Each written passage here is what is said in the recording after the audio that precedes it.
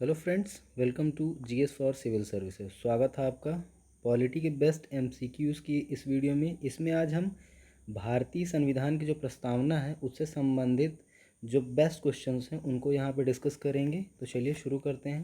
हमारा पहला क्वेश्चन है भारतीय संविधान के किस भाग को उसकी आत्मा की आख्या प्रदान की गई है या संज्ञा प्रदान की गई है? तो प्रस्तावना, मौलिक अधिकार, ऑप्शन सी है राज्य के नीति निर्देशक तत्व जिसे directive principle of state policy भी कहा जाता है, और डी ऑप्शन है संविधान के सभी अनुच्छेदों को। तो हमारा राइट ऑप्शन क्या है? राइट ऑप्शन हमारा ए है। संविधान की जो आत्मा है उसे प्रस्तावना को कहा गया था। दूसरा क्वेश्चन देखते हैं। दूसरा क्वेश्चन है संविधान निर्माताओं ने किस पर विशेष ध्यान दिया था? ऑप्शन ए है प्रस्तावना पर, ऑप्शन बी मूल कर्तव्य पर, ऑप्शन सी मौलिक अधिकार पर, और ऑप्शन डी है नीति निर्देशक तत्व पे। दरअसल जो प्रस्तावना है, प्रस्तावना पर बहुत ही विशेष ध्यान दिया गया था। उसका मामला दरअसल कुछ इस तरीके से है कि जो पूरा संविधान है उसका सारा आइडिया जो है वो प्रस्तावना से ही लिया गया है। प्रस्तावना के बारे में पहली बार जो है ऑब्जेक्टिव रेजोल्यूशन के तौर पे 13 दिसंबर को जवाहरलाल नेहरू ने जो है इसे कॉन्स्टिट्यूएंट असेंबली, जो संविधान निर्मात्री सभा थी, उसके सामने प्रेजेंट किया था, और बाद में जो है 22 जनवरी 1947 को इसे एक्सेप्ट कर लिया गया था, और यही बाद में प्रियम्बल बन गया इंडियन कॉन्स्टिट्यूशन में। तो आप ये ज़रूर याद रखिएगा कि संविधान निर्माताओं ने किस, यानी कि इसमें से कौन से ऑप्शन पे सबसे ज़्यादा ध्यान दिया था, तो वो कौन था? प्रस्तावना था। अगला क्वेश्चन देखते हैं।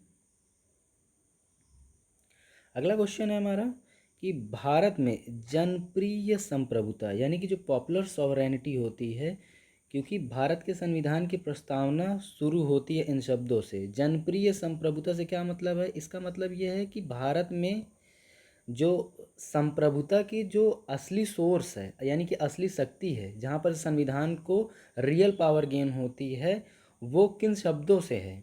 तो लोकतंत्रवादी भारत, लोक गणराज्य, लोक प्रभुसत्ता, या हम भारत के लोग।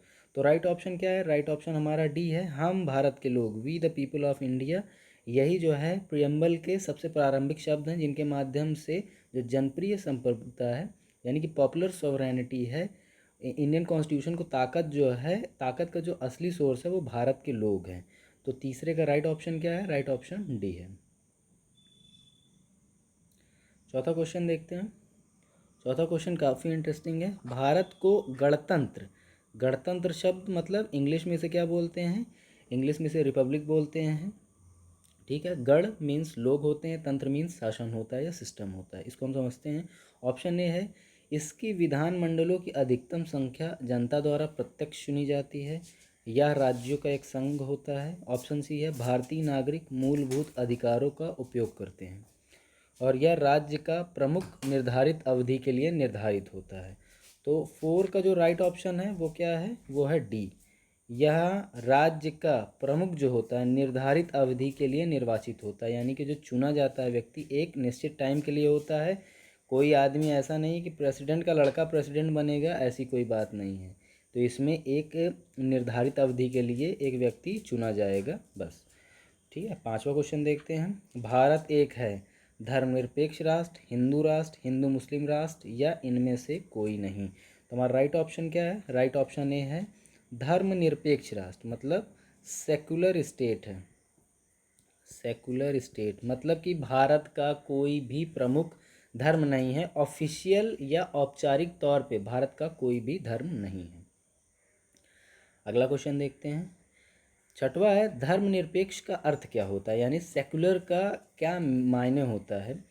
ऑप्शन ए जिस देश का अपना कोई धर्म नहीं है, बी है सरकार द्वारा धर्म का संरक्षण, ऑप्शन सी है सभी धर्मों का महत्व स्वीकार करना, ऑप्शन डी है राष्ट्र धर्म का विशेष संवैधानिक महत्व।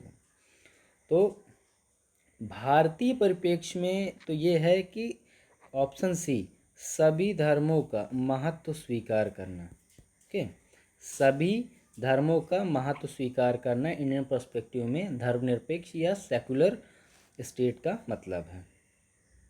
सातवां क्वेश्चन है कि भारत एक धर्मनिरपेक्ष राज्य है।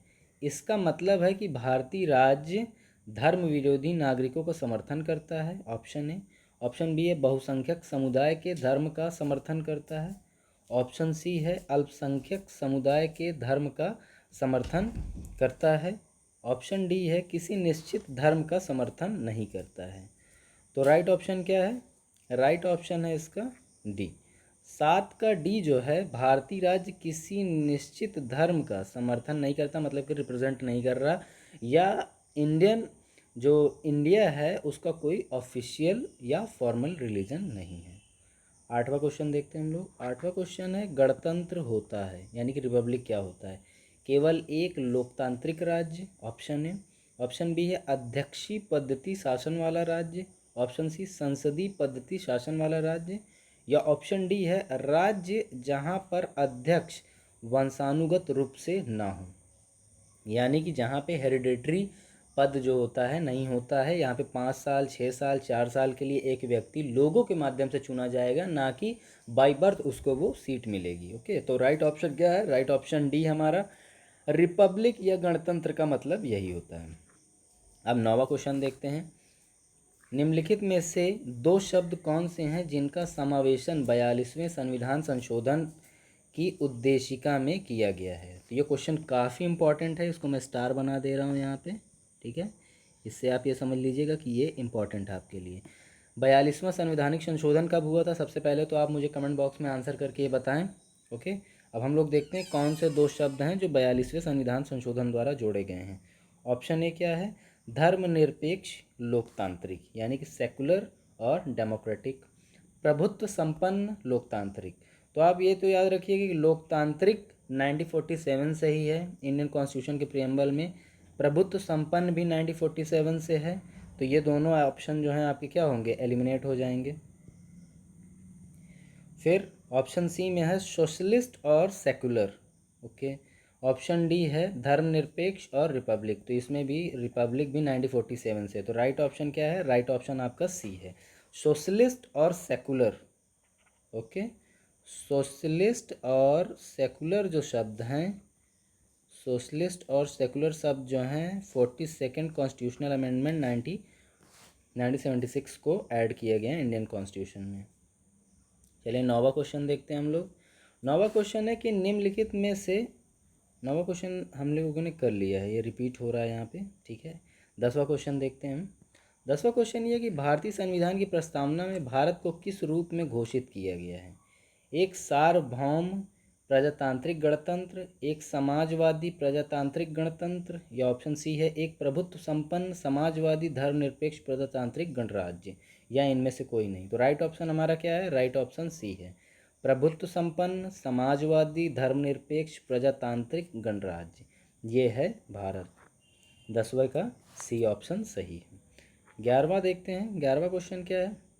11वां क्वेश्चन है भारत एक गणतंत्र है, इसका अर्थ क्या है? देखिए, इन शब्दों का जो मतलब है वो जानना हमारे लिए बहुत ज़रूरी है। तो इसमें ऑप्शन देख लेते हैं। ऑप्शन ए है सभी मामलों में अंतिम अधिकार जनता के पास है। ओके, भारत में संसदीय शासन व्यवस्था है, भारत में वंशानुगत शासक नहीं है, भारत राज्यों का संघ है। तो यहाँ पे एक चीज़ गौर करिएगा आप, यूपी पीसीएस 1997 के प्रीलिम्स में ये क्वेश्चन पूछा गया था। तो राइट ऑप्शन क्या है 11 का? वो 11वां का, 11वां का है सी, भारत में वंशानुगत यानी कि हेरिडेटरी जो है कोई परमानेंट जगह नहीं है, ये इसमें बताने का मेन उद्देश्य है। अब 12वां क्वेश्चन देखते हैं। निम्नलिखित में कौन सा शब्द भारत के संविधान की उद्देशिका में नहीं है?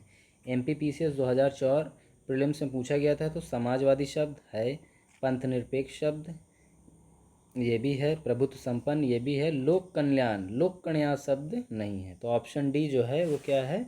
वो गलत है, ठीक है। मतलब कि क्वेश्चन के हिसाब से लोक कल्याण गलत है, लेकिन यहाँ पे ऑप्शन डी सही है। अब 13वां क्वेश्चन देखते हैं, काफ़ी इंपॉर्टेंट है। कल्याणकारी राज्य यानी कि वेलफेयर स्टेट का ऑब्जेक्टिव क्या होता है? अधिकतम संख्या का अधिकतम कल्याण सुनिश्चित करना, ये तो बेंथम की जो है ये लाइन हो गई। ऑप्शन बी है कमज़ोर वर्गों के कल्याण का प्रबंधन करना। ऑप्शन सी है सभी नागरिकों को स्वस्थ सुविधाएं प्रदान करना। तो आपको क्या समझना है? वेलफेयर स्टेट से सीधा सीधा मतलब समझ लीजिएगा जो वीकर सेक्शन है उन्हीं के लिए ये होता है, ठीक है। कमज़ोर जो लोग हैं कमज़ोर वर्गों के कल्याण का प्रबंध करना, यही प्रमुख काम है किसका? कल्याणकारी राज्य का। 14वां क्वेश्चन देखते हैं। भारत को एक गणराज्य मुख्य रूप से माना जाता है क्योंकि राज्य अध्यक्ष का चुनाव होता है, उसे 15 अगस्त 1947 को स्वतंत्रता मिली थी। ऑप्शन सी है उसका अपना लिखित संविधान है, या ऑप्शन डी उसकी सरकार संसदीय प्रणाली के अनुसार है। तो 14वें का जो राइट ऑप्शन है वो क्या है? वो ये है कि जो राष्ट्र अध्यक्ष है, जो नेशन लीडर होते हैं, उनका क्या होता है? चुनाव होता है। हेरिडेटरी नहीं होता है, वो जन्म से कोई चीज़ प्राप्त नहीं करते हैं। 15वां क्वेश्चन काफ़ी क्रूशियल और इम्पॉर्टेंट, बीपीएससी 1995 के प्रीलिम्स में पूछा गया। भारतीय संविधान की प्रस्तावना के सिलसिले में निम्नलिखित में कौन सा क्रम सही है? ये देखिए, ये क्रम ये यूपीएससी तक में ये क्वेश्चन पूछा जा चुका है। ऑप्शन ए है गणतंत्र, जनवादी, धर्मनिरपेक्ष, समाजवादी, सार्वभौम सत्ता संपन्न। जब आप इंडियन कॉन्स्टिट्यूशन का प्रियम्बल पढ़ेंगे तो उसमें क्या ये शब्द इसी क्रम में आते हैं? इस क्वेश्चन का मर्म है ये, यही ये आंसर चाहता है। ऑप्शन बी देखते हैं। ऑप्शन बी है सार्वभौम सत्ता संपन्न, समाजवादी, जनवादी, धर्मनिरपेक्ष, गणतंत्र। ऑप्शन सी है सार्वभौम सत्ता संपन्न, जनवादी, धर्मनिरपेक्ष, समाजवादी, गणतंत्र। ऑप्शन डी है सार्वभौम सत्ता संपन्न, समाजवादी, धर्मनिरपेक्ष, जनवादी, गणतंत्र। तो राइट ऑप्शन हमारा क्या है?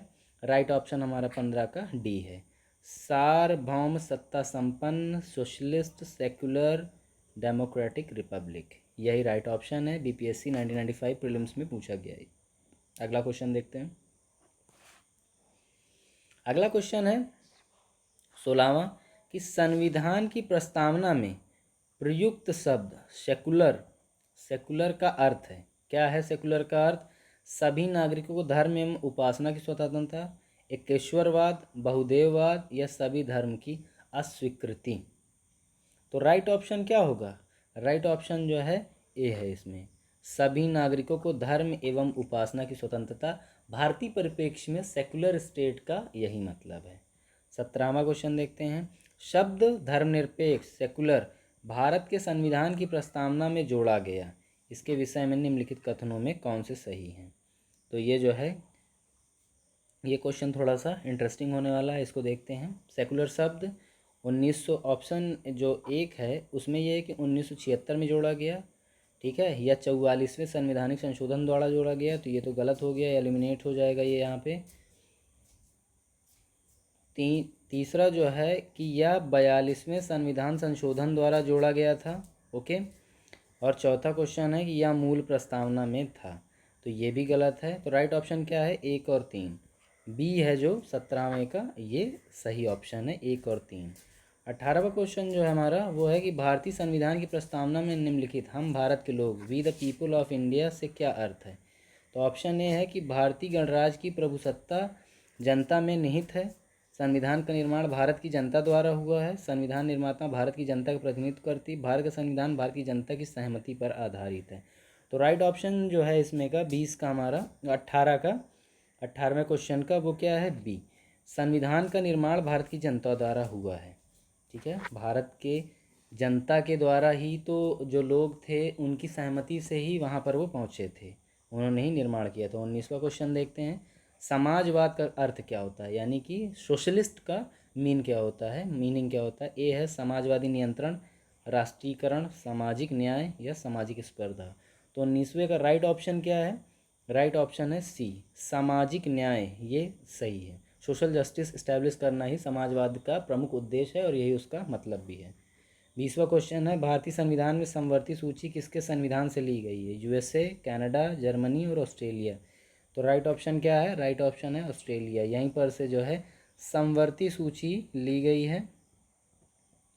समवर्ती सूची को इंग्लिश में जो है कॉन्करेंट लिस्ट भी कहते हैं। तो आई होप कि आपको ये प्रैक्टिस सेट अच्छा लगा होगा, क्वेश्चंस भी आपके जो है आने वाले जो आपके एग्ज़ाम्स हैं उनके लिए ये यूज़फुल रहेगा। तो thank you for watching the video, like share and subscribes.